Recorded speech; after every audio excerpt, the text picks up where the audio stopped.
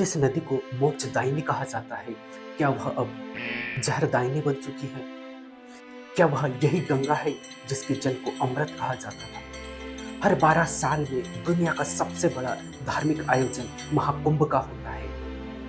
लेकिन क्या यह सिर्फ एक आस्था का संगम है या फिर राजनीतिक और व्यावसायिक फायदे के लिए तैयार किया गया एक भव्य रणनीति है? क्या सोशल मीडिया और नेताओं के प्रचार से हम किसी बड़ी साजिश का हिस्सा बन रहे हैं?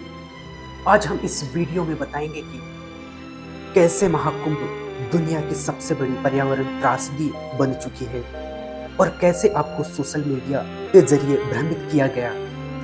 महाकुंभ 2025 की तैयारी सिर्फ केवल सरकार तक सीमित नहीं था, बल्कि इसका सबसे बड़ा हथियार सोशल मीडिया था। यूट्यूब, फेसबुक, ट्विटर, इंस्टाग्राम जैसे सोशल मीडिया में महाकुंभ से जुड़े लाखों विज्ञापन चलाए जा रहे थे। गंगा स्नान करे, मोक्ष पाए जैसे संदेशों से लोगों को मानसिक रूप से तैयार किया गया। ट्विटर पर हर घंटे विज्ञापन, आइए गंगा स्नान कीजिए, पाप धो डालिए। सरकारी पेजों और नेताओं ने दावा किया कि गंगा पूरी तरह स्वच्छ एवं सुरक्षित है। कुछ धार्मिक गुरु और राजनीतिक नेताओं ने इसे आस्था से जोड़कर लोगों को आकर्षित किया। लेकिन क्या ये धर्म के लिए किया गया प्रचार था या इसके पीछे एक बड़ा खेल था? अगर हम राजनीतिक दृष्टि से देखें तो सरकार महाकुंभ को एक चुनावी हथियार के रूप में इस्तेमाल करती है। श्रद्धालुओं की भावनाओं को बोलकर राजनीतिक समर्थन बढ़ाया जाता है। महाकुंभ का आयोजन सरकार की धार्मिक ब्रांडिंग का हिस्सा बन चुका है। क्या इसका असली मकसद आस्था को बढ़ाना था या वोट बैंक और आर्थिक फायदे को बढ़ाना था? आइए देखते हैं कि इस भारी भीड़ और प्रचार का असर आम आदमी पर क्या पड़ा। भीड़ के कारण गंगा जल और ज्यादा प्रदूषित हुआ।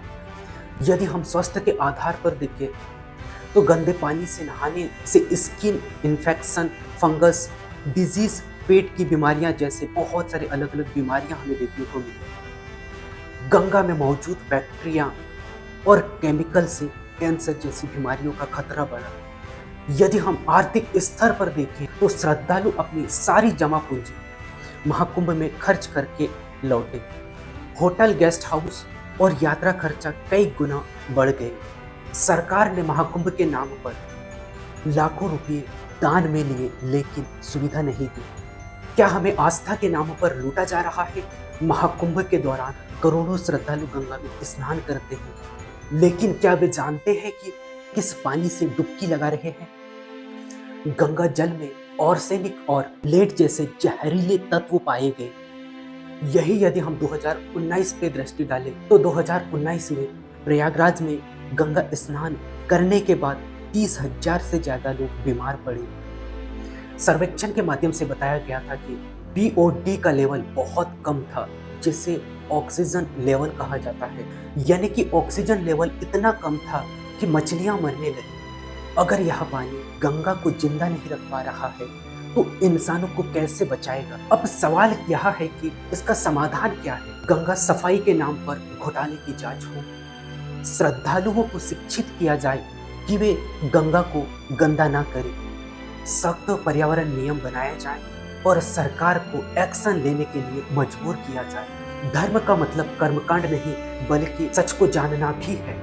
सोशल मीडिया पर दिखाए गए विज्ञापन को देखना आसान है, लेकिन असलियत को देखना मुश्किल है। गंगा को बचाने के लिए सरकार को सवाल पूछना जरूरी है, और अगर आप गंगा को मां कहते हैं तो कूड़ेदान मत बनाओ। Save Ganga, save India. धन्यवाद।